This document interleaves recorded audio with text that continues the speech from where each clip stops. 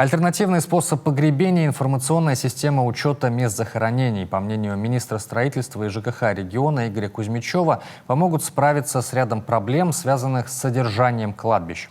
Накануне на заседании правительства детально и эмоционально обсудили непростой, но житейский вопрос. Предложение профильного министра о строительстве крематория в Сыктывкаре глава Коми Владимир Уйба не поддержал. Ни православная, ни мусульманская церкви не дадут благословения. Это цитата. На чем сошлись члены правительства, знает Александра Головина.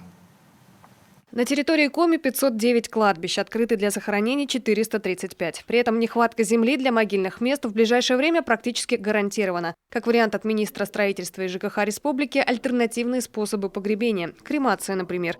Примерные минимальные затраты на крематорий – 25 миллионов рублей. Профильное ведомство предлагает изучить вопрос городским властям региона. Впрочем, инициатива одобрения не получает. Тело должно быть предано земле. Это слова Владимира Уйба. К тому же ни православная, ни мусульманская церкви не поддержат предложение. Пока мы не поймем, что кладбище – это предмет, которым надо заниматься, да, территория, вы сказали, стоянка, чистота, обустройство и так далее, то мы так и будем пенять в сторону муниципального начальника или начальницы, говоря о том, что плохо работаешь. А вот если посмотреть по-серьезному, то еще раз говорю, посмотреть давайте опыт других-то все-таки субъектов, где эта работа поставлена, и кладбище-то все-таки действительно в хорошем состоянии. Вопрос организации ритуальных услуг и содержания мест захоронения на контроле самих муниципалитетов. В одном только Сыктывкаре 8 кладбищ, а еще в Эжвинском районе. 5 из них закрыты. В прошлом году здесь похоронили 2500 человек.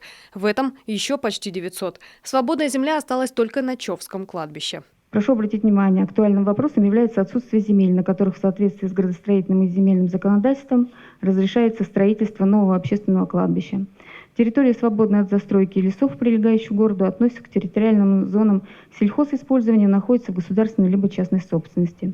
Земельные участки, расположенные за чертой населенных пунктов в административных границах Сыктывкара, как правило, относятся к категории земель лесного фонда и находятся в собственности Российской Федерации.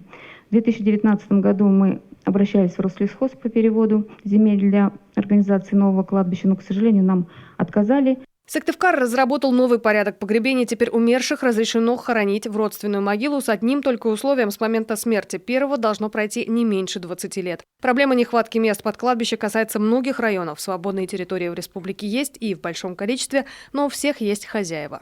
Часто возникают проблемы с вопросом расширения территории кладбища, так как есть определенные санитарные и экологические требования к размещению мест погребений.